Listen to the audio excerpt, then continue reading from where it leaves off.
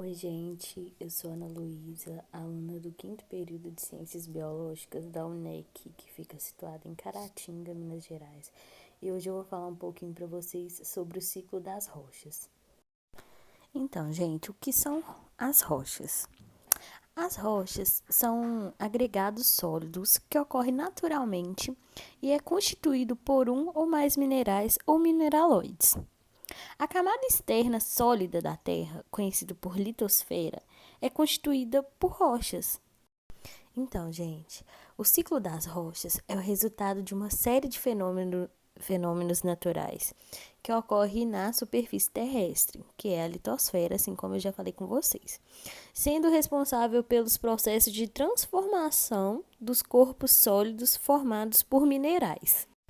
É através, então, do ciclo das rochas que existe, né, essa mudança, então, da composição mineralógica das rochas e que propicia a existência dos três principais tipos de rochas existentes, que são as magmáticas, as metamórficas e as sedimentares.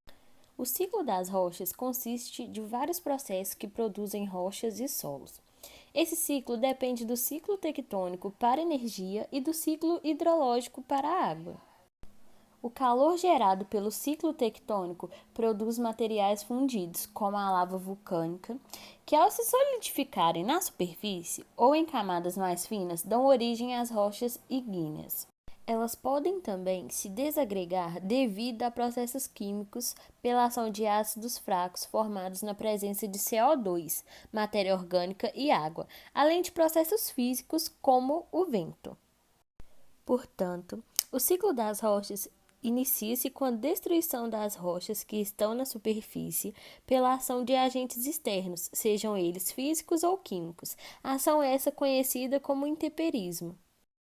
O intemperismo é o processo de degradação das rochas e acontece quando as rochas expostas à atmosfera sofrem um ataque erosivo provocado pelo clima, através de vento, chuvas e etc., que pode modificar o seu aspecto físico ou a sua composição mineralógica.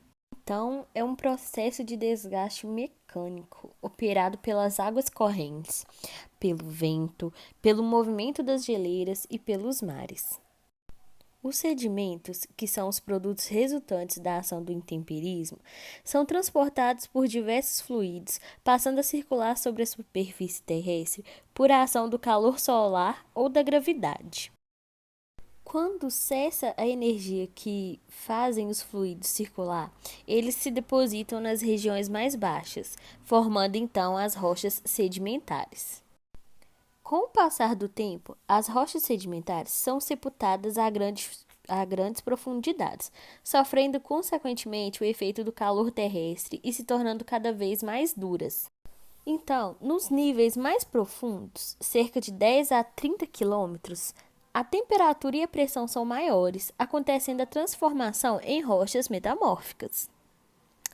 A temperatura continua aumentando cada vez mais, ocorre a fusão e ela se transforma em rocha ígnea. Devido à ação do movimento do manto, ocorre o processo de levantamento dessa rocha ígnea. Cada vez mais, ela tende a subir a níveis superiores.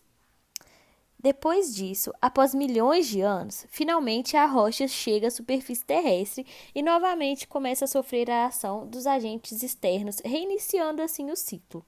Então, gente, as rochas sedimentares são criadas através da solidificação de sedimentos, que podem ser constituídas através de restos orgânicos, como calcário, ou simplesmente formadas a partir de outras rochas.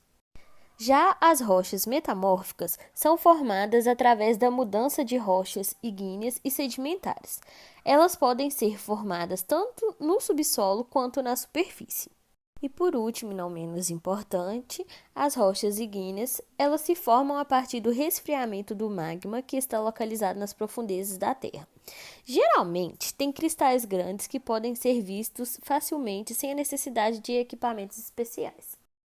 Esse ciclo, que leva milhares de anos para acontecer, é responsável pela renovação e transformação da litosfera terrestre.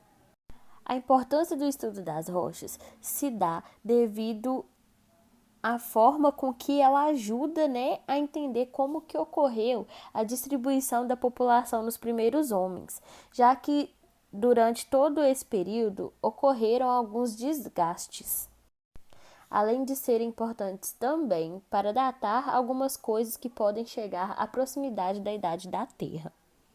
Então, gente, esse foi um breve resumo sobre o ciclo das rochas, né?